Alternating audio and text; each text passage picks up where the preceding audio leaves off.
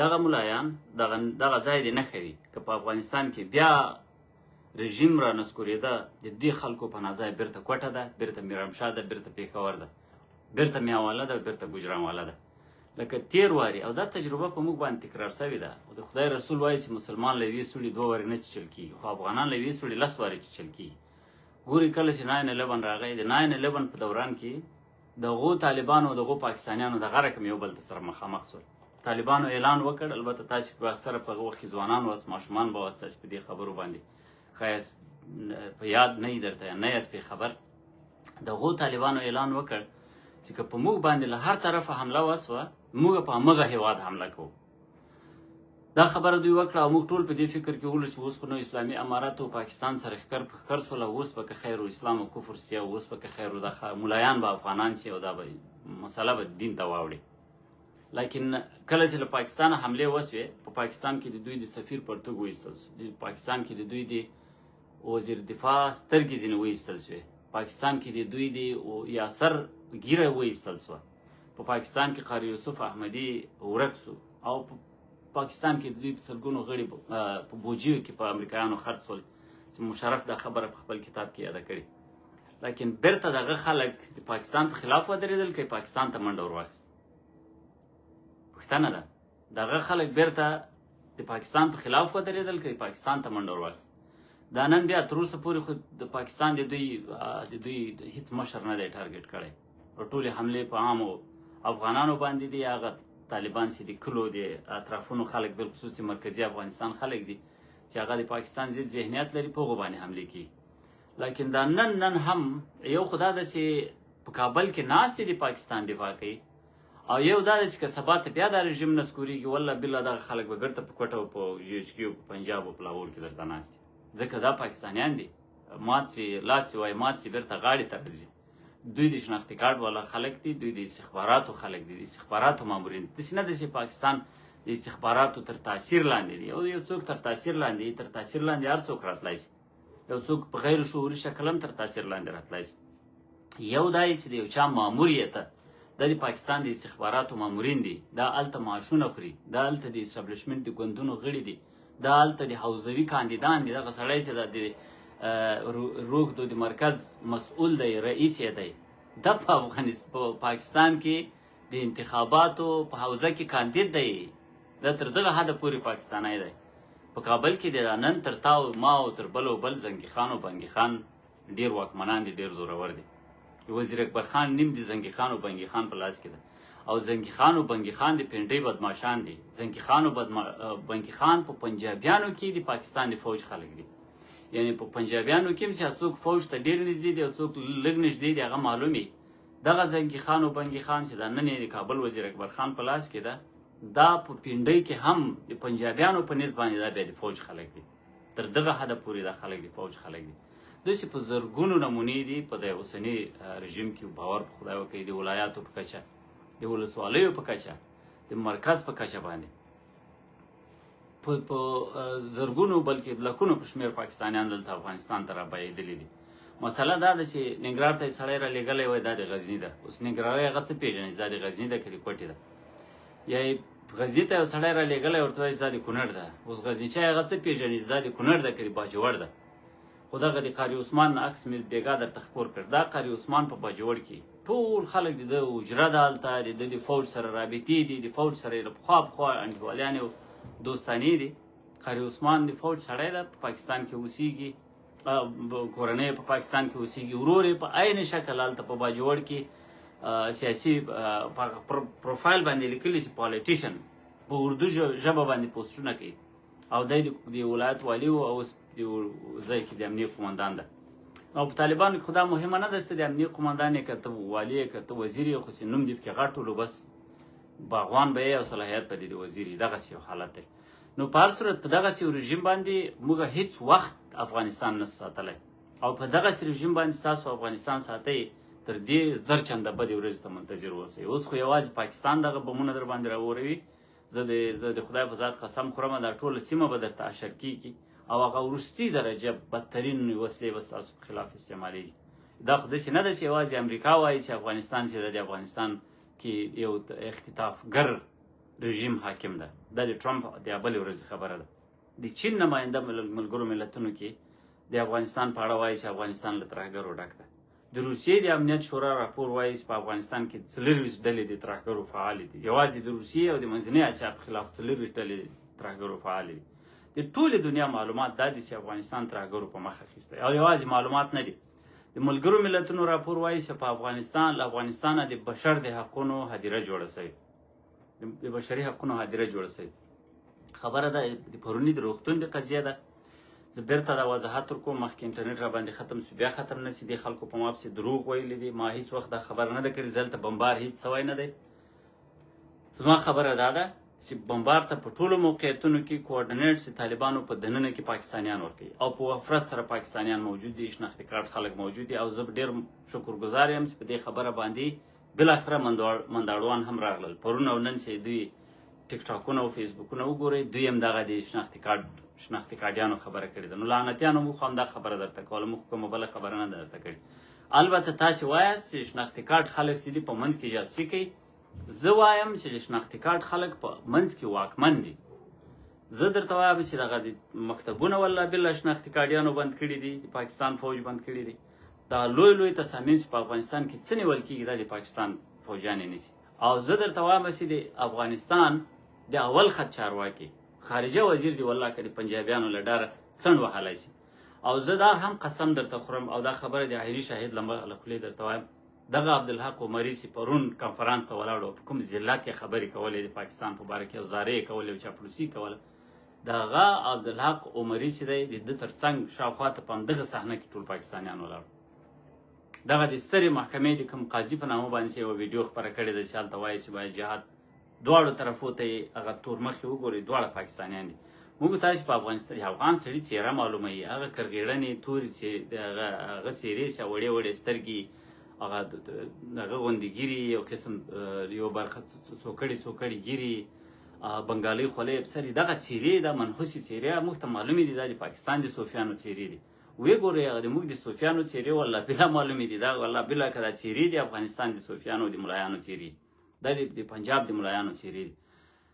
نو زما خبره دا وله دا کوارډینیټس ټول دا ورکوي. بله خبره مې دا وه چې طالبان داسې اوس په دې کې هر څه حکمت دی، نو هغه حکمتونه تاسې ورته را پیدا کوئ. لیکن دغه بمبار چې سوی دی دلته په دغه ځای کې تر دې مخکې یا وسلې یا مهمات هر شی چې وو، یا خدا و چې دوی وسلې او په ویډیو کې ما دا خبره کړې، یا خدا و چې دوی وسلې دلته پټولې، دوی ویل چې بس شفاخانه به نه بمبارېږي، راوړه دلته وسلې کوڼه کړه. یا دا ولو چې دوی مهمات دلته تابع کړي دي، هر څه هدف چې وو همدغه خلک به پرې وژل. دا د امکان ولري چې ډېر انتحاریان ځکه دوی چې د هغه راټولول، بخښنه غواړم، دوی چې د معتادان راټولول د اول نه یو شک دا و دغه کار په پاکستان کې د پاکستان فوج وکړ چې معتادان یې راټول کړل، به یې ټول په انتحاري حملو کې استعمال کړل. ځکه معتاد خاص هم له ذهنه او له عقله خلاص شي، په هغه باندې دا کار ډېر ښه کېدای شي. نو له اوله دا ویره موجوده وه چې دوی چې د معتادان راټولوي په کابل کې، کېدای شي دا د منځنۍ اسیا لپاره په نورو سیمو کې د انتحاري حملو لپاره یو فورس جوړوي. نو امکان دی ولري چې دلته یو څه کسان دلته پکې وژلي او پاتې نور چې دي د هغوی هم بس نومونه په شهیدانو کې په خلکو تیر کړي او بیا خلکو ته ووایي چې دا خو بس جسدونه وسوځېدل او خلک هویتونه نه پېژندل کېږي، ستاسې عزیزان موږ ته نه دي معلوم. او دا به بیا یو په سیمه کې او دا انتحاریان ګوري د وسلې په توګه خرڅېږي، انتحاري د بم په توګه خرڅېږي. انتحاریان به خلکو هغه ټوکه کړې وه، خو حقیقت ته نږدې ټوکه وله چې خلکو به په ودونو کې انتحاریانو ته پټا ورکوه. نو دغه اول دا شک موجود دی چې دلته دغه خلک چې وو په دغه شکل باندې چې دوی راټولول امکان لري داسې یو لوبه ورباندې سوي. ځکه موږ وکتل اول خو دوی په دې خلکو پراخ تجارت وکړو، له نړیوالو مؤسساتو یې بیخي ډېرې پیسې د مخدره توکو د مخنیوي پیسې او فنډونه چې وو ټول په میلیونو ډالره یې دغو خلکو په نامه د پروژې په نامه واخیستل. دوم دا وله چې له دې خلکو یې ډېره پراخه تبلیغاتي استفاده وکړه. او درېیمه دا وله چې دومره خلک 6,000 انسانان دي په کابل کې یوازې د دوی د ساتنې، دوی د مړونې د شان لپاره دوامداره شکل او د تداوي لپاره دوی امکانات نه لري. امکان لري دغه یوه لاره ورته سنجولې وه، دلته عیسی حاکم دی، هغه رحم مهم نه لري. د خدای تاسې فکر مه کوئ چې په افغانستان باندې داسې څوک واکمن دي چې هغه زړه لري. دا خلک زړه نه لري، دا خلک دماغ لري، بالکل دماغ لري. دا دوی ته تاسو د کمکلو خلکو سوچ مه کوئ، ځکه کمکل خلک دومره پیچلي توطیه نشي کولی. خو زړه بالکل نه لري، ځکه دا د استخباراتو د مامور قانون ده. د استخباراتو مامور لکه جراح ډاکټر له ده زړه ایستل کېږي، د ده رحم ایستل کېږي. دا بالکل تاسو دا خبره له ذهن ته واچوئ چې دغه دې ته ورته وژنې او دې ته ورته توطیې یو څوک کولی شي. په هر صورت زما خبره دا وله چې کوارډینیټس لاندې ورکول کېږي، ځکه دلته پاکستانیان دي او دوی چې دا وسله دلته ځای په ځای کړې وه چې په هر شکل وه. زه د پیښې په اړه باندې دلته په کابل کې ټول خلک په دې خبر دي، ورسئ له خپلو دوستانو په دې سیمه کې له نږدې خلکو پوښتنه وکړئ. په دې پیښه کې څو مسلې وې. یو خو دا و چې تر بمبار وروسته مسلسلې چاودنې سوي دي، مسلسلې چاودنې سوي تر بمبار وروسته. دومه دا وله چې دغه مرکز اکثره دغه ته یې کسانو ته یې 2 ورځې مخکې ویلي وو چې په دغه ځای باندې بمبار کېږي. ډاکټرانو ته زه د هغه البته دغه ځای د ډاکټرانو سره نه، خو داسې ډاکټران چې ډاکټران خو یو له بل سره پېژني، یو له بل سره رابطې لري، داسې ډاکټران چې دغه محل ډاکټران یې پېژندل، هغو سره زه وغږېدم.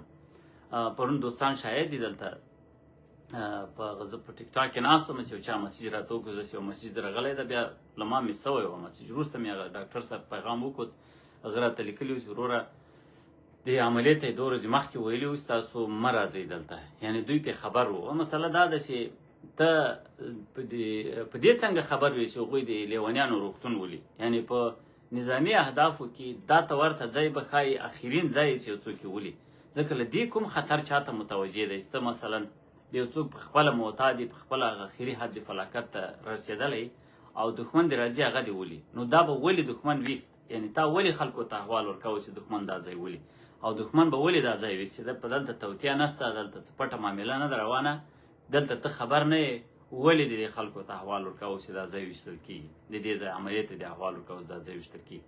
دوم دا ده چې دا اور چې په کوم شکل لګېدلی، بمبارونه خو په 500 ځایه کې وسول، دغه رقم اور خو نه دی لګېدلی چې 4 ساعته بیا اور پکې بلېدو په هغه ځای کې. دا اور چې دی دا د فیول اور دی، فیول دی، هغه اور دی، دلته د سون توکي موجود و، دغه رقم اور ځینې بلېدو. او بل دا ده چې تر پیښې وروسته په دې ځای کې انفجارونه سوي دي، مسلسل انفجارونه سوي دي.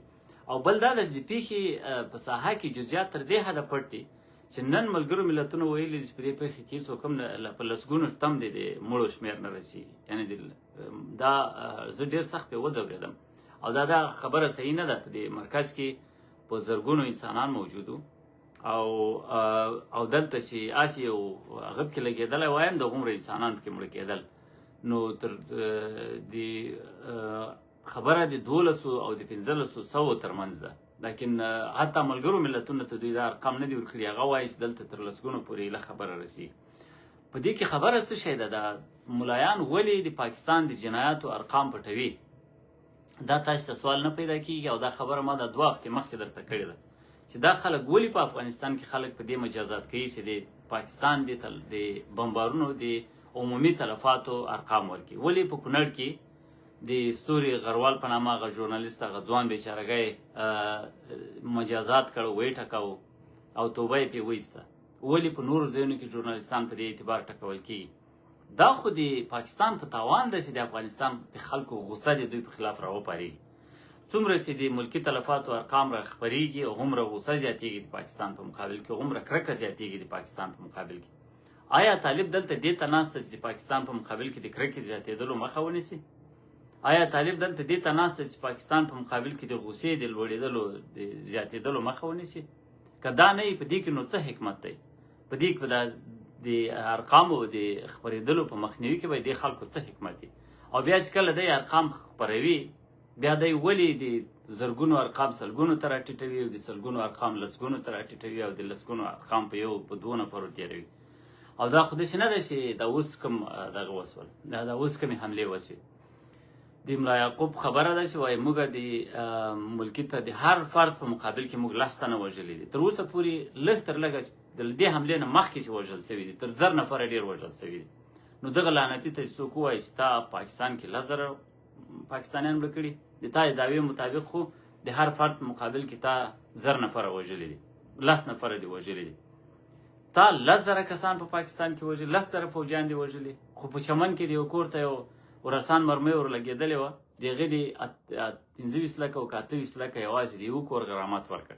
یعنې پر کور چې د رسان مرمۍ د تا پرې لګېدلې وې، د چې نه چې ډرونونه دې ورویستي یا د توپونه ورویستي، د رسان مرمۍ د کورونو لګېدلې وې، پر کور دی 28 لکه افغانۍ د افغانستان د خلکو مالیات له مالیاتو غرامت ورکړ پاکستانیانو ته. ته راوښیه چې په تېر 20 کاله کې به د تېر 40 کاله کې د تا جهادیانو یو افغان ته د یوې پیښې غرامت ورکړی ده؟ یو ځای خو به خامخا بېګناه خلک وژل سوي. ته راوښیه ستا په کومه پیښه کې افغانانو ته د هغوی د تلفاتو، د هغوی د مړو، د هغوی د مرګونو غرامت ورکړی. خبره دا ده ورور، دا خبره موږ درته کوو، موږ درته وایو چې دا د دواړو خواو یو بلا ناسته ده، همکاري موجوده ده. یو طرف مو درد درته رسوي او بل طرف مو درد پټوي. او دا درد د څه لپاره پټېږي؟ دې لپاره پټېږي چې پاکستان د جنایاتو ریکارډ راټیټ شي، چې نړۍ ته پاکستان ملامت نه شي، د افغانستان د خلکو په زړونو کې پاکستان په مقابل کې کرکه لوړه ولاړه نه شي، د افغانستان د خلکو غصه کنټرول شي. ځکه چې که موږ تاسې له تلفاتو خبر سو، او اکثره په کابل کې خلک تلفاتو نه خبرېږي. دوی زه درته د خدای په ذات قسم خورم په پکتیکا کې جومات شهید کړ، په جومات کې واکسیناتوران شهیدان کړل. 15 نفره یوازې په یوه حمله کې په هغه اوله ورځ چې حمله وسوه په پکتیکا کې په اورګون کې شهیدان سول، په برمل کې په لسګونو خلک سلګونو خلک شهیدان سول، په کونړ کې خلک شهیدان سول، په هلمند کې خلک شهیدان سول. زه حتی هغو خلکو ته هم چې هغه لاندې په موږ تاسې د اطراف هلکان دي او بېچارهګان په جذبه کې راځي او د طالب لیکو ته دې په خاطر منډې ور وایي چې دوی فکر کوي چې او یا یې TTP لیکو ته زه به د پاکستان په مقابل کې مبارزه او ساده لوحه دي، احمقان دي. زه نه پوهېږم څه شی ورته ووایم، خو دغه هم چې وژل کېږي په دغو باندې هم خفګان پکار دی. ځکه دا خلک نه دي خبر، دوی له دې نه دي خبر چې هلته فضل الرحمن ګوند حاکم دی. دوی د پاکستان اسټابلیشمنټ څه پېژني، د فضل الرحمن ګوند څه پېژني، مفتي محمود څه پېژني. دا خو د فضل الرحمن ګوند خو له اوسه نه ده. د فضل الرحمن نیکه خلیل دا د انګریز امان الله خان په وخت کې د فضل عمر مجددي سره دی د افغانستان د بلوا پر جوړولو کې پارټنر و. او دا خبر د بنو صوبدار لیکلی په هغه کې په فایر ان افغانستان په نامه باندې کتاب دی. د هغه وخت د انګریزانو یو منصبدار دی په بنو کې، هغه دا خبره په خپل کتاب کې مستنده لیکلې ده چې فضل الرحمن د نیکه په کور کې په پنیانه کې د افغانستان د نظام په خلاف باندې د قیام لپاره تابع نیول کېده، د دغو حضراتو د دغو پیرانو په ملاتړ باندې. نو دا له هغه وخته دغه ګوند چې دا نن په کابل کې ناسته او په کابل په مرۍ باندې پښه یې ده او افغانان د پاکستان په مقابل کې له جګړې، له مزاحمته، له مظاهرې، حتی د خپلو دردونو له اظهاره راګرځولي دي. دا ګوند له هغه وخته د پاکستان د انګریزانو چمچه ده، اوس بیا د پاکستان د وجود برخه ګوند ده. په دې باندې یو عام سړی څه پوهېږي بېچارهګی. لیکن یوه خبره درته وکړم، تاسو ته خو به ډېر ځانونه په دې خاطر حق په جانبه ښکارېږي چې دلته مدرسې در باندې رامارش کړي دي او د GDI اکاونټونه دي او هغه ټول ګلان درته ولي او هغه ټول لایکونه درکوي او هغه ټول زنده‌باد او دا هغه درته کوي. یوه خبره خو دا ده چې د طالب په منځ کې والله بالله که تاسو د عزت څښتنان سئ، په طالبانو کې که فیض ځلان د عزت موندلی تاسې به هم ومومئ، که په طالبانو کې فاروق اعظم عزت موندلی تاسې به هم ومومئ. دا مو فقط یو څو ورځې په موږ راښکاري. زه دغه ننګیال ته وایم، زه دغو ټولو خاینانو ته وایم چې موږ ته یې خبره او فکر را پرېښود او دوی ولاړل د دښمن په صف کې ودرېدل. والله بالله یو 3 ورځې مو په موږ راښکاري، د موږ په مقابل کې ستاسې دروغ در سره بدرګه کوي، بیا مو لکه هغه د تشناب کاغذ نه وي چې هغه کونې پرې پاکې کړي او ویې غورځوي، دغسې کونې در باندې پاکوي او دغسې هغه ته غورځوي، کمود ته ورغورځوي. لکه یې فیض ځلان نه یې غورځولی تاسې به هم نه غورځوي، که یې عاطف مختار نه یې ورغورځولی تاسې به هم نه ورغورځوي، که یې واحد فقیري نه یې ورغورځولی تاسې به هم نه ورغورځوي، که یې فاطمي نه یې ورغورځولی اوس کنځلې نه ورته کوي تاسې به هم نه ورغورځوي، که یې مطمئن نه یې ورغورځولی دغه ټراشکن ته او دغه کمود ته تاسې به هم نه ورغورځوي. تاسې لعنتیانو مسیر هم دغه شی دی، فقط خیانت مو وکړ، دروغ مو وویل. زه به ما ته دې راسي په منطق دې له ما سره په بحث کې مخامخ سي، هر څه چې راته وویل د مور شیدې دي سي، هره نقطه چې ده جوړه کړه د مور شیدې دي سي. خو داسې حالاتو ته ګوري غلی غلی غلی لکه سرپټکه، بله ورځ چې د احساساتو شیبه راسي په هغه وخت کې یو دروغ در پسې ووایي او د خلکو منځ ته یې وروغورځوي او ته څو پورې ورخبرېږي وروره خبره ټوله دغسې. او زه دا هم درته وایم دغه پاکستاني اکاونټونه چې دا زما خبره ما په حواله یوه خبره لیکلې ده، ما په ټویټر کې بیرته همغو اکاونټونو ته ولیکل چې لعنتیانو تاسې دروغ وایاست، ما دا خبره نه ده کړې، زما خبره غلطه، اصلا ما یوه خبره کړې نه ده، پاکستاني اکاونټونو خپره کړې. او زه څنګه په ما پسې پاکستانیان هم دروغ لیکي او ننګیال هم راپسې لیکي او دا دواړه څه رقم سره بیل دي. بیا دا خلک موږ ته د جي ډي آی خلک وایي، وایي د آی اس پی آر خلک یا د پاکستان د فوج خلک وایي. او لعنتیانو یو خو موږ همغه خبره کوو کومه خبره ستا دا 20 کاله کوله، نو په هغې خبره باندې زه د پاکستان د فوج سړی سوم، بیا ته ولې دا 40 کاله د پاکستان د فوج سړی نه وې؟ زه خو همغه خبره کوم، ما خو نوې خبره نه ده کړې. او لعنتي او چغکیه دا خبره زه کومه، دا خو تر دا پرونه تا کول، نو زه بیا نن په همدې خبره د پاکستان د فوج سړی سومه او ته بیا په دا خپله خبره باندې ازاده شوې. دا یوه.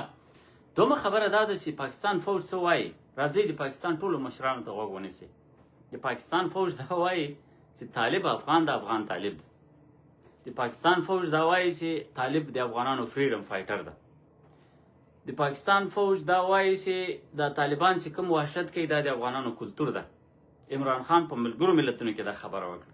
د پاکستان استازي په ملګرو ملتونو کې دا خبره وکړه. په نړیوال سټیج پاکستانیان دا خبره کوي چې طالبان چې د افغانان دي. او هغه د څه لپاره کوي؟ هغه د دې لپاره کوي چې له نړۍ څخه د افغانانو د وژلو سند ترلاسه کړي. هر سړی چې له تاسې په زور طالبان جوړوي دا د دې لپاره در څخه جوړوي، که دا لنډغر دي، که دا پنجابیان دي، که دا پاکستاني فوجیان دي، دا د دې لپاره در څخه جوړوي چې سبا ته نړۍ ته دا سند په لاس ورکړي چې دا خو طالبان دي، دا افغانان چې دي دا طالبان دي. او کله دوی طالبان دي دوی د ښځو دښمنان دي، دوی له افغانستانه د بشري حقونو ګورستان جوړ کړی ده، دوی متعصبین دي، دوی افراطیان دي، دوی نړیوالو ترهګرو ملګري دي. که چې دا شی دي نو بیا به څه ورسره کوو؟ وژنو به.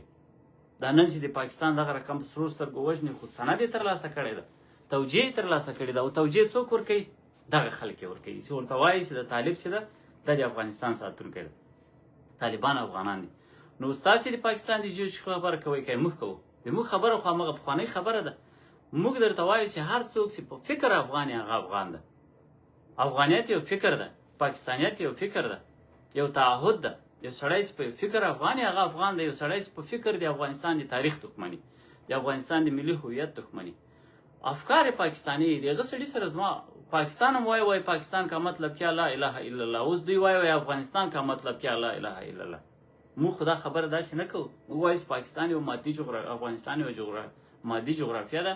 د دې مطلب لا اله الا الله محمد رسول الله نه ده. لا اله الا الله هغه یو عالمي دین ده. افغانستان عالمي نه ده، افغانستان ناشنل ده، هغه انټرناشنل ده. انټرناشنل هغه چې ناشنل محلي، افغانستان چې ده یو ملي جغرافیه ده. د دې مطلب لا اله الا الله نه ده. د دې مطلب دا ده چې دا د افغانانو کور ده. که افغان هندو، که افغان مسلمانو، که افغان کافر، هغه به په دې کور کې به د هغه عزت راخوندي.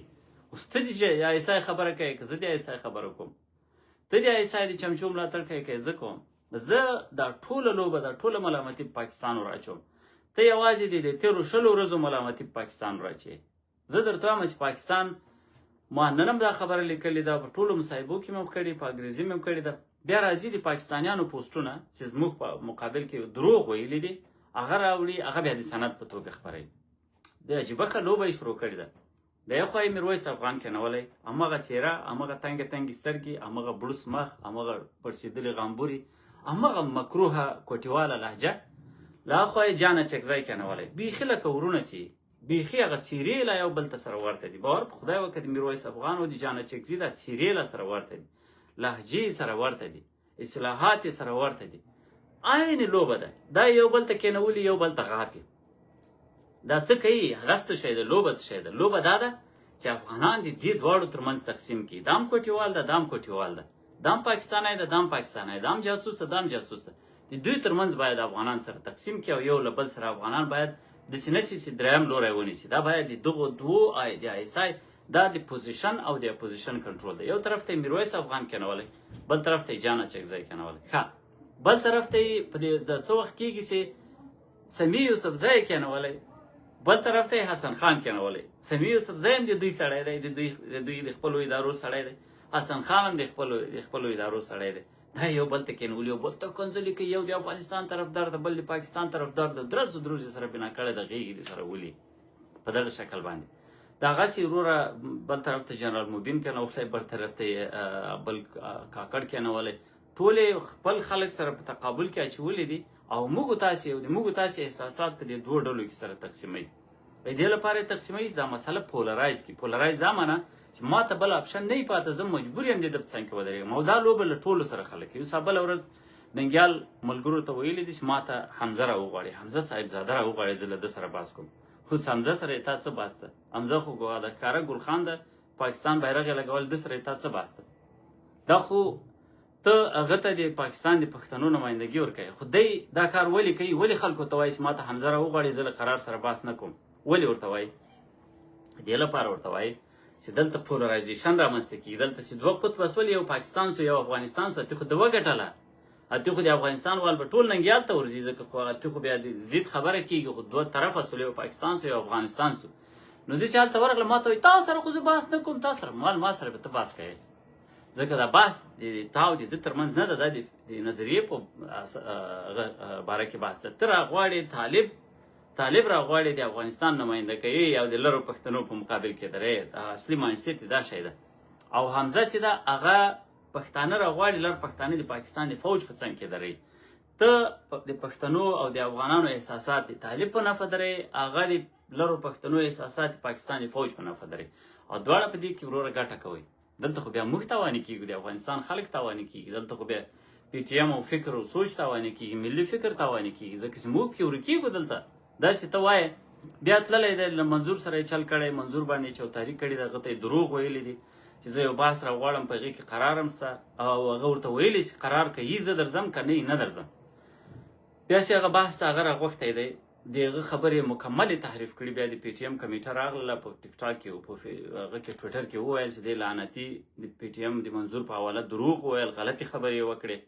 هلته یې او هغوی ته دا خبره ډېره په دې خطرناکه ده چې د پی ټي ایم ټوله ادعا په دې ولاړه ده چې وایي یہ جو دهشتګردي ہے اس کے پیچھے وردی ہے. دا کومه دهشتګردي چې په دې سیمه کې روانه ده، د دې په مقابل د دې په تر شا د پاکستان فوج دی. دا د پی ټي ایم داعیه ده، دا د بلوڅو داعیه هم ده، دا د ټولو هغه خلکو چې د پاکستان د فوج په خلاف دي، په همدغه بهانه د پاکستان د فوج په خلاف دي چې دا فوج چې ده دلته د ترهګرۍ پروژې راپالي. اوس ننګیال څه وایي؟ دی دغه کیسه یې سرچپه کړې، دا د پی ټي ایم شعار یې ورته سرچپه کړی. پی ټي ایم وایي چې اس کے پیچھے وردی ہے، دی وایي چې نه اس کا وکټم وردی ہے. دا خو ترهګري چې ده دا ترهګري د وردي په خلاف ده، وردي او ترهګري سره په جنګ دي. اوس نو خو د پی ټي ایم خلک بیچارهګان وایي چې ورور موږ خو په لسګونو کاله خلکو ته په سلګونو زره خلک هم په دې خبره قانع کړي دي. اوس هغه راته وایي چې ورور تا ماته ولې دروغ ویلي دي چې دا پاکستان فوج چې ده دا د ترهګرو تر شا ده. دا پاکستان فوج خو د ترهګرو په خلاف ده. دا ستا خبره غلطه وخته. دی پاکستان فوج خو د ترهګرو اول دښمن فوج ده، دا خو بیچاره وکټم دی ترهګرۍ. دا خبره ننګیال کوي. اوس ته د پاکستان فوج خبره کوي که ته د پاکستان فوج خبره کوي که زه د پاکستان فوج خبره کوم؟ او بیا غواړي چې پی ټي ایم د دغه شي لپاره بدنام کړي، غواړي چې منظور د دې شي لپاره وکاروي، د منظور احساسات او د هغه په پلوي احساسات د دې شي لپاره وکاروي. یعنی والله بالله د پی ټي ایم په روایت پسې چاړه راخیستې وه، دا یې حلالوو، د پی ټي ایم د روایت سر یې ورغوڅاوه. الحمدلله پی ټي ایم هلته ځینې ملګري موجود وو، هغوی راپورته شول، هغوی دا خبره وکړه چې ورور دا خبره د پی ټي ایم له ادرسه کول غلط کار ده. منظور د ټولې سیمې خبره وکړه چې دلته باید خلک د دې ټولې لوبې په مقابل کې قیام وکړي، د دې ټولې لوبې په مقابل کې. او ټوله لوبه چې ده هغه تکرارا د گیم خبره استعمال کړي چې دا گیم د گیم ډراما لوبه ته یوه معنا لري. او مسلمانانو موږ درته وایو دا ډراما ده، په دې خاطر درته وایو چې دغه ترهګر پاکستان راوړل، وی روزل، 80,000 مدرسې وې، په بلیونونو ډالر یې پرې مصرف کړل، مبلغینو د تقریر مسابقې ورته کولې، تقریرونه یې ورزده کول، د بمونو جوړولو طریقې ورزده کولې، ټریننګونه یې ورکول، ټریننګ کمپونه و، برګې دریشیانې وې، صاحبه دا ټول کارونه و، رشید ټرسټ و، دا یې راوستل په افغانستان یې حاکم کړل. مدرسې د ټولو پاکستاني مدرسو برانچونه یې راوستل په افغانستان کې درته جوړ کړل. ټي ټي پي یې راوسته په خپله، فیض حمید او ټي ټي پي دواړه یو چی کابل ته سره راغلل. په کابل کې وروره ښه چایونه میونه سره وڅښل. بیا یې د ټي ټي پي او نندارتون په کابل کې جوړ کړو. ټولې دنیا ته یې د مذاکراتو په نامه ټي ټي پي نندارې ته ودروله ده چې دا ټي ټي پي ده، ژی یې کابل ده، او که سبا موږ کابل بمباروو د ټي ټي پي په خاطر باندې یا مو د افغانستان خاوره نیوله، یا مو د افغانستان سرحدي سیمې لاندې کول، یا بفر زون پکې جوړاو، یا مو د جنګ پروژې د افغانستان په سر اخیستې، موږ به حق لرو ځکه ټي ټي پي دغه ده. دغه ننداره چا ورته جوړه کړه؟ تاسې ورسې له دغو لعنتیانو پوښتنه وکړئ تاسې ولې تاسې خو مدعي واسطې د سولې مذاکرات خو هغه څوک نه کوي چې هغه په خپله مدعي. مدعي علیه یو چا باندې چې خپله ادعا موجوده وي هغه بیا څرنګه د سولې مذاکرات کوي. ته خو په خپله په تا باندې تور ولسته ټي ټي پي ساتې، نو چې په تا تور ده نو ته ولې دا شی ثبوت وړاندې کوې چې په کابل کې ټي ټي پي موجوده ده؟ او بیا نړیواله میډیا راغواړي چې موږ دلته په کابل کې د پاکستان په خلاف باندې او د پاکستان لپاره مذاکرات جوړ کړي. دا په حقیقت کې یو نندارتون ستا نړۍ ته وړاندې کړي د افغانستان د بدنامولو د افغانستان. او بیا راولاړ شوې خلک که د بل هېواد مخالفین ساتي پټوي په خپلو خلکو کې. په دا تېر 20 کاله کې چې د پاکستان کې هغه اوسېدل د افغانستان طالبان، دوی ټول د کمیونټي په دننه کې وو، په فوجي ښارګوټو کې دننه اوسېدل او په مهاجرو په کیمپونو کې اوسېدل. دوی ښکاره نه ول، نه ښکاروالي ته یې نه پرېښودل، ثبوت یې نه سوی پرې جوړولی. لیکن دوی ټي ټي پي راوسته په افغانستان کې غټ غټ کیمپونه ورته جوړ کړل. صاحب له پاسه له تیارو له سټلایټه پوره دنیا لیدل کېږي. صاحب ټي ټي پي کیمپونه دي. دا اوس ولاړ شئ په ګوګل ماپ باندې د واغظ دښتې ته ولاړ شئ، کابلو دښته ده د زرګرو د کلي څنګ ته یو عالم ځمکه یې د ټي ټي پي لپاره نیولې. او سره سوکر بدماشان دي، وروره غټې غټې څڼې دي، ټوپکان دي، په خلکو باندې دلته په محلي خلکو باندې پټګي کوي. ښه دې ته څه ضرورت دی ځان نمایش ته ټول نړۍ ته وړاندې کوي؟ خو چې کار کوي د بل چا په مقابل کې پټ یې وکړه که نو افغانان ولې دې جګړې ته او دې بلا ته په خوله کې ورکوي؟ نو په هر صورت موږ دا خبره وه دې بې غیرتانو د پاکستانیانو سکرین شاټونه راخیستي او پاکستانیانو زموږ په اړه دروغ ویلي دي. او موږ خپله خوله هم لرو، قلم هم لرو. زه بیرته ولاړم د پاکستانیانو په پوسټونو مې هم کامنټونه وکړل، ریټویټ مې هم کړل. ولاړ سئ ټویټر ته زما کومې خبرې چې هغوی کړي د هغې په مقابل کې ما بیرته ټویټونه کړي. ما دا هم ورته ویلی دي چې ګورئ طالب به ستاسې د خاصې حلقې یا دښمني یا به ډرامه ورسره کوي، خو زه مو د خاصې حلقې او د عامې حلقې او د علماو، د سیاسیونو، د ډمانو، د ژورنالستانو، د فوجیانو، د قائد اعظم پیډوفایل، د بیرغ، د دیوبند، د دیوګند، د ریوند، د ټولو دښمن یم. زه مو له دې ټولو کرکه او نفرت لرم. طالب به مو وروره چېرته له یوې خاصې حلقې یا دښمني لري یا به نه لري، زه مو له دې ټولې کرکه لرم. دا زما واضح اعلان دی د یو مسؤل شخص په توګه باندې مې په ټویټر ورته کړی دی. او موږ ټول دغه زموږ ټول فکر چې دی د موږ او د ډنګیال خیلو بنګیال خیلو د چغکو مغکو تفاوت په همدې کې دی چې موږ وایو چې د افغانستان د دې ټولې جګړې د دې ټولې فتنې د ترهګرو د راوستلو، د غورو د راوستلو، د داعشو د راوستلو، د تېرې 40 کلنې جګړې، د افغانانو د فرار کېدلو، د تعلیم د سقوط، د افغانانو د فقر، د معدنیاتو د لوټ، د نړیوالې انزوا، د دې ټولو مسؤلیت پاکستان ته ستنېږي. د دې ټولو مسؤلیت او پور د موږ په پاکستان پورې ده. طالب هم کې شامل ده. طالب د دې مسؤلیت برخه ده ځکه دی پاکستان په موږ راتپلی. د پاکستان تر ټولو لوی جرم دا دی چې په موږ باندې ملا محمد حسن د رئیس الوزرا په توګه حاکم کړی دی. یو شین خر بېسواده په افغانستان باندې د وزیر د رئیس الوزرا په توګه، یو بل شین خر د اقتصادي چارو د مشاور په توګه. دې خر ته دا هم نه ده معلومه چې مشاور چې دی هغه باید علم ولري. یعنی یو رئیس یو وزیر هغه که علم ونه لري دونه کیسه نه یې اکثره وخت په یو مسلک کې که نه وپوهېږي بیا مشاورین نیسي. خو مشاور خو یې تخصصي.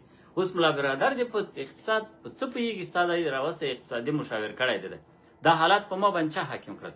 دا حالات په موږ باندې ISI حاکم کړل، پاکستان حاکم کړل. موږ وایو چې پاکستان د دې ټولو لوبې مسؤل دی، د دې ټولې ګناهکار دی. ننګیال وایي چې نه دا 20 ورځې چې دا بمبار شوی د دې مسؤل ده. او تر هغه مخکې چې دا کومه تحفه موږ ته رالیږلې د اسلامي امارت په نامه، دا بیا د افغانستان مدافعین دي، دا خو د افغانستان ساتونکي دي، دا خو اوس د افغانستان ډېر صالح اولادونه دي، دا خو اصیل افغانان دي. یعنې تر ټولو پخوانیو ګناهونه یې ورتېر یم. هلته خو دوی بیا د افغانستان د ازادۍ او د خپلواکۍ د جګړې ملاتړ کړی ده. دلته فقط په دغه شي کې دی مشکل ورسره لري. دی دا د پاکستان جرم راوړوکی کوي د 100 ورځو د پوستې جګړې ته یې راکوشنی کوي. او بیا په هغې کې هم په هغه رنګ کې هم کوټ خوړلی دی، شرمېدلي ده. اوس په خپلو خبرو باندې د خپلو خبرو دفاع نشي کولی، بیرته خپله مردارۍ روزمره لګیا دي څټي او خو له موږ سره خپله عقده پالي. په موږ پسې چې هلته یو دروغ پیدا کړي، هلته یو ویډیو راواخلي، له کانټکسټ یې وباسي، یوه برخه یې کټ کړي او نور ټول بحث پرېږدي، بس دغه ویډیو بیا زموږ په خلاف باندې زموږ د کرکټر وژنې لپاره استفاده کوي. ما فقط غوښتل همدومره وضاحت درکړم چې ورونو دوستانو، موږ د پاکستان لکه مخکې چې مو وویل د پاکستان د ټولو جرایمو مسؤل ګڼو، د افغانستان په کلتوري بنسټونو د برید مسؤل یې ګڼو. موږ د پاکستان برید له هغې ورځې ګڼلی دی له کومه ورځې چې فیض حمید ملا محمد حسن راوست او افغانستان کې کابینه راته وټاکله. له هغې ورځې موږ د پاکستان برید، او البته تر هغې مخکې دلته له هغې ورځې د پاکستان د اشغال مسؤلیت پاکستان ته ستنه تر هغه مخکې له هغې ورځې چې اول انتحاري کابل ته رالیږلی دی، له هغه وخته چې ګلبدین او رباني او دا خلک یې په جي ایچ کیو کې راته وپالل او نصیر الله بابر افغانستان ته راولېږل، او په پکتیکا کې او په پکتیا کې او په زیړوک کې او په پنجشیر کې د افغانستان د داود خان د وخت سرتېري پرې شهیدانول، له هغه وخته موږ پاکستان د افغانستان د خلکو مجرم ګڼو. موږ دا ټول جرم حساب ورسره لرو. تاسې هغه اول ته یې جهاد وایاستئ، هغه اول هغه ته خرطوب ته یې چې د ګلبدین په شکل یې وکړ، دغه ننګیال چې دی دا خپله د جهادیانو چمچه ده، دی د الله ګل مجاهد د کورنۍ هغوی ته یې هغه ته یې جهاد وایه. دا دویمې مرحلې ته یې اوس بیا هغه وایه چې دا خو مقاومت و، دا خو افغانانو، دا خو د ملا یعقوب صاحب د فلانی صاحب دا خو د اسلام او د افغانستان مدافعین دي، تر هغې یې مرتیر یاستئ. دا ټوله کیسه راوړئ د دوه پوستې کاذبې جګړې ته. او زه دا هم درته وایم چې جګړه مګړه نسته په افغانستان کې، جګړه نسته. جګړه دغسې نه وي چې وروره له یوې خوا 15,000 بمونه راوړي، له بلې خوا وروره یو خرڅوړی چېرته وارسي او روانه سي. په دروغو د ډرون خبره جوړه کړې. ډرون خپله ډرون به ته جوړ کړې، صحیح ده. ډرون سیده سټلایټ غواړي. د ډرون ګایډ کول 300 کیلومتره سیده دا په هغه باندې نه کېږي، دا د ماشومانو د لوبو په وایرلس باندې نه کېږي. دلته ورسئ د ډرون له یو متخصصه پوښتنه وکړئ د دی د کوم سټلایټ سره وصل ده چې دی 300 کیلومتره ډرون بیا یې کمرشل ډرونونه دي. داعش هم په انتحاري حملو کې استعمالوي، بوکو حرام هم استعمالوي. دغه تجارتي ډرونونه دي، سړی په بازار کې اخیستی سي. بله ورځ کاموال دوی هم دلته فنډریزر ورته شروع کړی ووایي ډرونونه اخلو، هغه اخیستی سي، بیا یو 2-3 کیلو وزن کې تړي. هغه وزن کې بیا منفجره مواد هغه بیا لکه سوټه لاندې راغورځوي، په یو ځای پارشي ولګېدل که ونه لګېدل خو له پاسه راغورځول کېږي. هغه ډرون نه ده. او بیا ایسای ولې دا کار کوي؟ ولې ایسای په پاکستان کې دننه چېرته له یو دیوال سره ډرون وجنګوي او بیا هغې ساحې ته هم خلک نه ورپرېږدي، او بیا دا خبره په خپله دومره غټه کړي چې اوله طالبانو برید کړی ده، ډرون یې کړی. ولې؟ ځکه یې کوي چې نړۍ ته وښیي چې موږ په افغانستان باندې تجاوز نه کوو، موږ ماشومان نه وژنو. دا دو طرفه جګړه ده، ډېر بد حال ده. له یو خوا هم ډرونونه راخطاوتي دي، له دې خوا هم ورخطاوتي دي. اوس له دې خوا د افغانستان نقطه ټول تاسیسات بمبار سول، مهمات ټول له منځه ولاړل، په زرګونو انسانان ووژل سول، د افغانانو غرور ووژل سو. تر ټولو مهمه او خطرناکه خبره یې دا ده چې د افغانانو غرور یې ووژه. د افغانانو د 15 کلن تاریخ غورې او د هغه څه غورې چې موږ کړې په دغه حد د بېوسۍ کې، والله بالله تعالی که موږ د روس په مقابل کې چې سوپر پاور و دومره بېوسه سوي وو لکه نن چې د پاکستان په مقابل کې، او والله بالله تعالی که د امریکې په مقابل کې چې سوپر پاور و افغانانو دومره بېوسي حس کړي لکه دا نن چې د پاکستان په مقابل کې کوي. او دام قسم درته خورم چې امریکې دومره بمبار په افغانستان نه دی کړی لکه دغه نوعیت بمبار. دا کم نوعیت بمونه چې دوی استعمالوي او کم نوعیت بمبار چې کوي چې دا اوبه راباسي، دا ډول بمبار امریکایانو په افغانستان کې په دغه حجم او په دومره کثرت باندې په دومره لږ وخت کې نه دی کړی. هغوی 20 کاله کې بمبارونه وکړل، خو دغومره په لږ وخت کې دومره ډېر بمبار د افغانستان د سقوط لپاره حتی هغوی نه دی کړی. وروستۍ خبره درته کوم، دا د پټي سر دی، پټی وروسته سورور دی. که هوښیار نه سواست او اوس هم په همدغه د پنجاب په نوکرانو د فضل الرحمن د ګوند په ناظمینو پورې زړه تړلی و او په دوی باندې م افغانستان ساتو، د لوبې بله مرحله تر دې زر چنده خطرناکه ده. له افغانستانه غزه درته جوړوي او پاکستانی کارتوس هم ولاکه پې مصرف شي او پاکستانی تیل هم ولاکه پې مصرف شي، او دا اوس هم پاکستانی تیل نه مصرفېږي، دا اوس هم دوی چک او پیسې له بل چا اخلي. افغانستان درته غزه کوي، په دعاګانو نه کېږي، په درودونو نه کېږي، په بوشکو نه کېږي، په بوشکو نه کېږي. بوشکې یوازې افغان وژلی سوی، په بوشکو باندې نه کېږي. دا ځای دې نه کوي، له افغانستانه درته غزه جوړوي. دغه اوس دغه اوله مرحله ده چې دوی ستراتیژیک مواقع بمبار کړل. دا د هر جنگ هغه اوله مرحله دا چې ته به ورځې د دښمن دغه به بمبارئ، ستراتیژیک مراکز به بمبارئ. سبا ته که دلته یو ملي فورس مثلا قیام وسي یا خلک وسله په واک کې واخلي او د پاکستان په مقابل کې ودرېږي، یا د موږ سرتیري راوځي په افغانستان کې 2-3 لکه سرتیري دي، دا دوی سې دوامداره وژنې او تعقیبوي، خو په همدې خاطر یې تعقیبوي. یا دا 2000-3000 چې د افغانستان په زندانونو کې د پاکستان مخالفین ځای په ځای سوي دي دا راوځي، نو دوی باید زیربنای هم ونه لري، دوی باید مهمات هم ونه لري، دوی باید وسلې هم ونه لري. دغه بمبار د همدې شي لپاره کېږي، دغه شیان ټول او د دې کوارډینیټس بیرته همدا ملایان ورکوي. والله په ټولو ځایونو کې همداسې کېږي، ملایان له ځایونو وځي د شپې خپلې بړستنې ځینې وباسي، هغه ځای بمبارېږي، سهار بېرته ورته راځي. دوی ځي په د خلکو په کورو کې اړوي او د هغه ځای کوارډینیټس ورکوي. ټول لږ تر لږه د 100 میلیونو ډالرو په ارزښت باندې خو یوازې تاسیسات په دې څو ورځې بمبار کې له منځه تللي، لږ تر لږه د 100 میلیون ډالر په ارزښت باندې. او دا د پټي سر د پټۍ وروسته زورور ده. هوښیار سئ، د خدای پاره ده، په جذباتي نارو پسې مه ځئ. چا درته وویل چې غوږ د سپي ووړه، اول دې د خپل غوږ ته لاس وروړه، اول منډه مه اخله. عجله مه کوئ په تصمیم کې. د وخت کله کله ګردونه ډېر لوړ سي، کله کله احساسات ډېر لوړ وي، کله غوسه ډېره لوړه وي. په دغسې وخت کې په هر ټویټ پسې مه ځئ، په یو چا پسې چې یو خبره کېږي، مثلا که زه داسې یم چې زه هر وخت ګډې وډې خبرې کوم، صحیح ده، بیا که یو خبره راپسې وسوله بیا سر مه پسې ګرځوئ، منه یې. خو که ما ټول عمر یوه خبره کړې، په یو لاین روان یم او بله ورځ تاسې یو بله خبره واورئ، سرچپه خبره واورئ، بیا دومره کوئ چې اول ما ته راځئ او پوښتنه راباندې کوئ چې قرار ده خبره تا کړې ده، دا صحیح کړې ده که دې غلطه کړې ده، یا تا کړې ده، یا بشپړه خبره خپره سوې یا نیمه خپره سوې ده، که دا دنګیالو بنګیالو چغکۍ مغکۍ دا دروغ درپسې وایي. دغومره د قرآن کریم آیات شریف هم دی، روژه مبارکه ده چې یا ایها الذین آمنو ان جاءکم فاسق بنبأ فتبینوا، که تاسې ته یو فاسق یو خبر راوړي نو تاسې مخکې تر دې چې دغه د ده په خبره باور وکړئ، اول تبین کوئ، معنا دا ځان ته یې معلوموئ چې دا خبره رښتیا ده که نه ده. دا د قرآن کریم حکم ده، آیات ته فرض ده په تاسې باندې چې کله یو څوک تاسې ته یو دروغ خبره د یو چا په اړه وکړي، اول له هغه کسه پوښتنه کوئ ستا دا خبره کړې ده که نه ده کړې، ته څه وایې، دغه پوښتنه ځینې کوئ. یا ایها الذین آمنوا اجتنبوا کثیرا من الظن، له ډېرو بدګمانیو ډډه وکئ، ان بعض الظن اسم، بعضې وخت بدګماني ګناه ده. او زه به دا خبره په ډاډ درته وکړم، په ما باندې چې دا کم تورونه، کمې بدګمانۍ، کمې ښکنځلې تاسې راته کوئ، والله بالله تله دا په دې تاسې ګناهګار یاست، په روژه کې م یاستئ. ولې ګناهګار یاستئ؟ زه په اجتهاد کې به امکان لري، زه انسان یم، انسان خامخا په یو ځای کې غلطېدای شي، خو زه د خدای په ذات قسم خورم چې زه ستاسې په غم ژاړم، ستاسې د هېواد په غم ژاړم. موږ ته ستاسې راتلونکی درد مهم دی، موږ ته تاسې له درده لایکونه نه دي مهم چې تاسې له درده زه خپل لایکونه راټول کړم، زه خپل زړونه راټول کړم، زه خپل ګلونه راټول کړم، د دغه شي لپاره نه یو درته ناست. کوم دغه کار کولی خو موږ ته م اسانه ولی، یو دم به مې اعلان کړی وای چې بس اوس په حقانیت حق خبرې ته ورسېدم او خدای پاک خوب مې ولید، د شپې او سهار راپورته شوم او په خوب کې رسول الله صلی الله علیه وسلم راغی او راته ویل چې ملا یعقوب په حقه ده.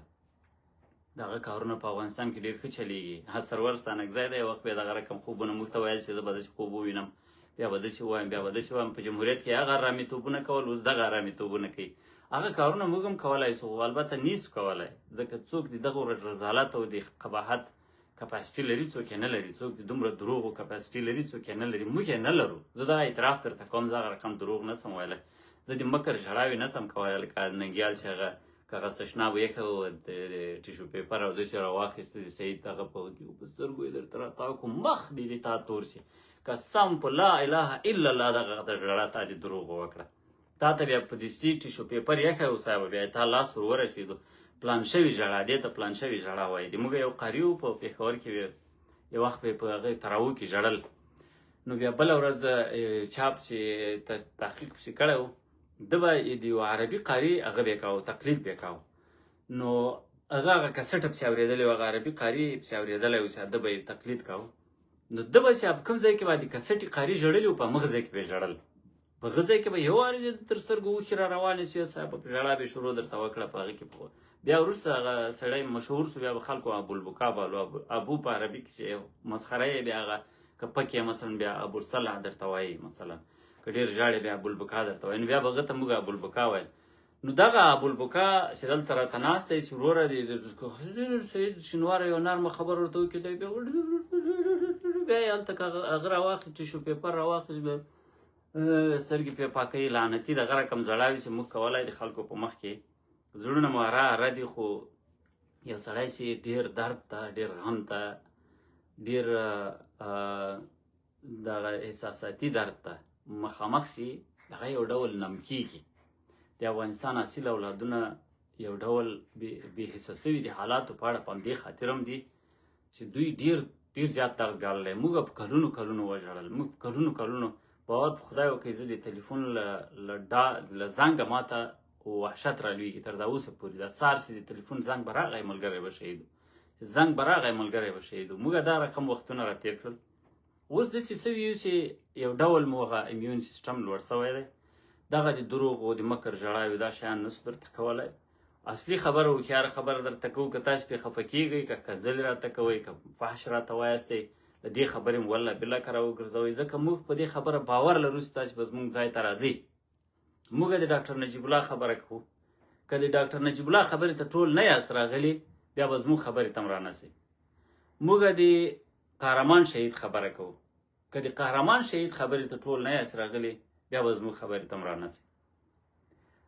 او که داسې وي چې د موږ ټولو اسلافو او هر هغه چا چې دا زموږ خبره درته کړې ده هغوی حق ثابته سوي او هر هغه چا چې د دیوبند او د دیوګند او د جهاد او د دغو خبره درته کړې او غلط ثابت سوي بیا خو وروره کله کله تاسې له زده کړه له قراینو هم کوئ کله کله خو دې ته هم ګورئ چې دا ټرینډ څه وایي که نه زه ګیله نه در څخه کوم یعنې په دا ټولو سپکو سپورو سربیره چې موږ ته یې خلک کوي هغه خبرې موږ خدای ته پرېږدو زه دلته یو تعداد خلک داسې هم دي چې هغوی ته به درد رسېدلی او د درد په وخت کې یو انسان دې ته ضرورت لري چې هغه ته تسکین ورکړي هغوی ته همدردي ورکړي هغه ته ووایي چې خیر ده اوښکې پاکې کوه هغه ته مثلا د ده خبره ورسره تایید کړي اکثره وخت چې موږ تاسو خو دا کار په شخصي درد کې کېږي که دا تاسو ته شخصي درد رسېدلی یا خدای مکه ورور دې په ټکر په ترافیکي پېښه کې شهید یي او زه درسمه زه هلته باید دا درته ونه وایم چې ورور دې ملامت ده که د ورور ملامت ته مې زه باید تا ته ونه وایم ځکه هلته خو تا ته مړی پروت ده تا ته یو تکلیف رسېدلی ده دا خو شخصي درد ده په شخصي درد کې دا شی کېږي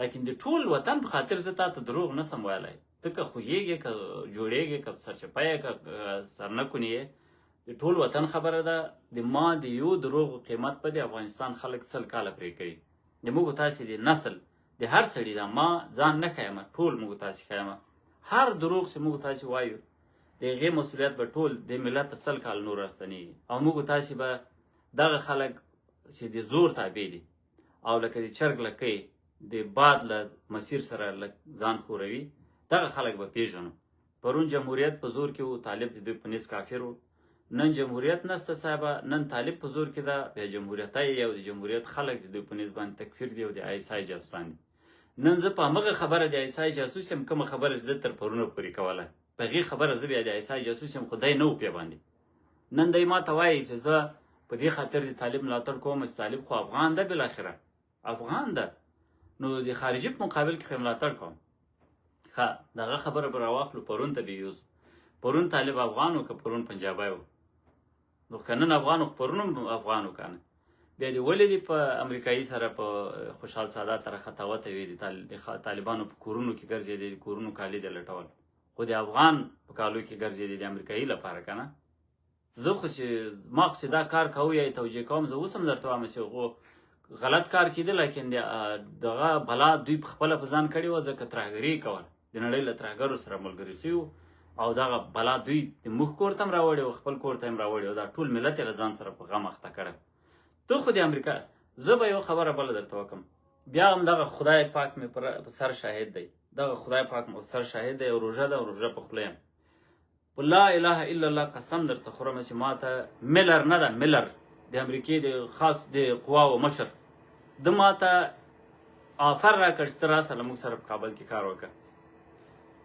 په لا اله الا الله آفر مې رد کړ په هغه خشره وظیفه مې هغه وکړه ګزاره وکړه د ده آفر ما په دې خاطر هم رد کړ چې ما نه غوښتل چې د بل چا په ما غوښتل چې افغانستان لپاره د افغانستان په تشکیل کې کار وکړم د بل چا لپاره مې کار کول نه غوښتل ولیکن دغه خوشحال سادات له نورو خلکو سره ترجمانو د نورو لپاره کار کوو دی اوس هم چې د امریکایانو په غونډه کې کینی د موږ په غونډه کې کینی بیا وایي چې موږ هم طالبانو وژل او طالبانو موږ وژلو دا مرګونه یو شی دی او ترهګر هېڅوک هم نه خو د امریکایانو په غونډه کې بله ورځ ویډیو خپره کړې ده یاد سابداتي او ویډیو چې د خپره کړې په ټیک ټاک باندې دغه کته اعتراض دلته ما ته خبره سره وکړو چې دا تا پرون هلته ډېره مهرباني کړې وه دا بل څه کې نو په هر صورت دغه خوشحال سادات دلته موږ تاسو ته په پښتو غږیږي یو ډول غږیږي بیا بله ورځ په همغه ورځو کې چې دغه د ټرمپ د ډیپورټیشن خبرې او دا کیسې راووتې، دا تللی دی د امریکایانو یو غونډې ته، په ټیک ټاک باندې ویډیو اوس هم خپره ده. خوشحال سادات ټیک ټاک ته ورسئ، دا ویډیو یې خپره ده پې باندې. د امریکایانو سره په هغه کې لګیا ده په غونډه کې، وایي together we made the world a safer place. موږ وایي په ګډه سره له نړۍ یو خوندي ځای جوړ کړ. هغوی ته بیا وایي چې موږ تاسې په ګډه سره د ترهګرۍ په مقابل کې مبارزه وکړه، موږ خو نړۍ خوندي ځای جوړ کړ، موږ خو نړۍ ته امنیت راوست. افغانانو ته څه وایي؟ وایي دغه خو د هېواد اصلي بچیان خو دغه وو، دا خو وایي زه وایي زه خو اجیر وم، زه خو یو چا 15 روپۍ راکړې وې. دغه منافقان وپېژنئ چې دا په انګریزي یو څه لیکي، په پښتو یو څه لیکي. ما بله ورځ هم دې خلکو ته وویل چې ګورئ د افغانستان خلکو ته وایه چې ورسئ طالبانو په څنګ کې ودرېږئ. په خپله تر ګرین کارډ نه یې تېر، د ډیپورټیشن له ډاره دلته د طالبانو بیرغ نه شي پورته کولی، دلته صاحبة الله زنده باد ناره نه شي ویلی. خو د افغانستان خلکو ته وایه چې ته دې خپل اولادونه بمونو ته ورکه او جنګونو ته یې ورکه او د طالب دفاع وکړه. تر دې لوی منافقت چېرته ده؟ د فضل حق اکمل په نامه باندې یو کس دی، بله ورځ همدرد صاحب په یو ټویټر په یو سپیچ کې راایثار کړی و. 3 ساعته مو غږول، لکه موږ د ده واضح خبره راایستلې، د خپلې خبرې کولو جرات یې نه درلود. په یو ځای کې وایي مال وښه خلک څه وکړي؟ وایي خلک د له طالب سره ودرېږي. مال ته ورسره درېږې؟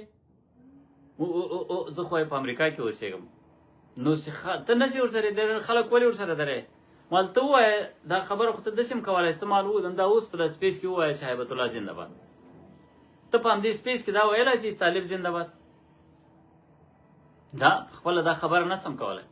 د افغانستان سړی دې ورسي د طالب په لیکو کې د بچی وقف کړي او قرباني دي سي، او هغه دې هم داسې قرباني سي چې د اختر په پیغام کې د هیبت الله د امربالمعروف د خرو ستاینه وکړي، خو د هغو بچیانو ستاینه دې نه کوي چې په تورخم کې او په بولدک کې وژل سوي دي. د هغو د ذکر قدر لا نه کوي، نه د وینه یادوي، نه د کورنۍ یادوي. په دغه شکل د ولس د طالبانو لیکو ته ورسي، په داسې جګړه کې د طالبانو لیکو ته ورسي چې هغه جګړه طالبان د پاکستان خلاف نه بولي. دا اوس پاکستان چې په افغانستان کومې حمله کړې ده، د طالبانو ټول بیانونه ورسي تحلیل کوي چې دغه بیانونه د پاکستان په دفاع کې دي او که د پاکستان په ضد دي.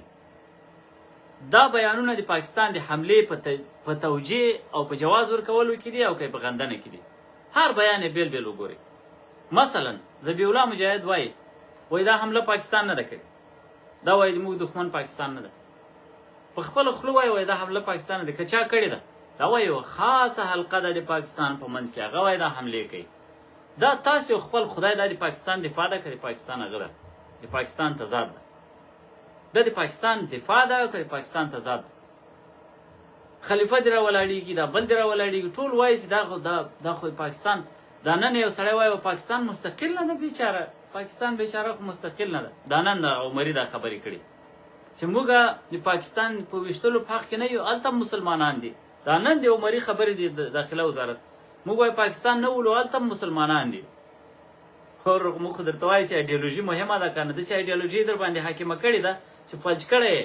ننګیال ته ایډیالوژي اهمیت نه لري، فکر اهمیت نه ورته لري، ارزښتونه اهمیت نه ورته لري. موږ درته وایو چې اصلي فساد د ډیفلز اینډ ډیټیلز، دا ټول فساد د په ایډیالوژي کې، چې ایډیالوژي د پاکستان پلوي او دغه نظریه هم سبسې نظریه په اسلامیک نشنلیزم ولاړه، اسلام په اسلامیک نشنلیزم ته ورواړی او افغانیت له منځه وباسي. نور خو نو بیا پنجاب سړی رښتیا د تا سکنی ده، نو بیا خو ته رښتیا مشکل نه ورسره لري.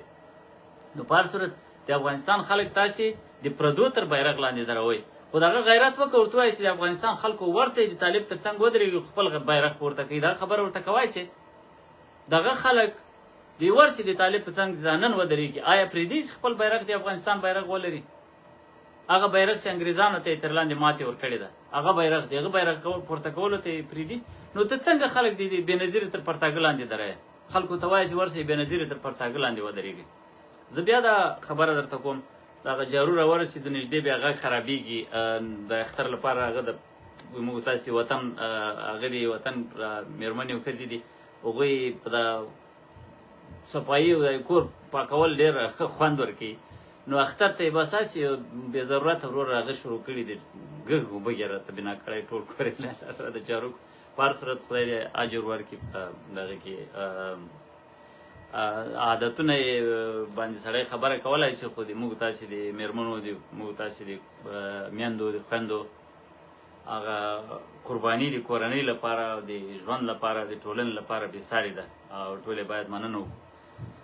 دا زما خبره په بل هغه باندې تعبیر نه کوي. البته مننه یې په دې باید وکړو چې هغوی غافلات مؤمنات محسنات دي، ټوله ورځ په جانې موضوعونو ناست دي، ټوله ورځ عبادتونه کوي او دلته دغو سپیو له لاسه ټوله ورځ ښکنځل کېږي، یعنې ټوله ورځ ښکنځلې خوري. نو په هر صورت خدای دې وکړي ډېر وخت مې نه در خراب کړی، فقط دغه عرض مې درته درلود. کامیاب اوسئ، سرلوړي اوسئ، خو لوی خدای مو سپارم.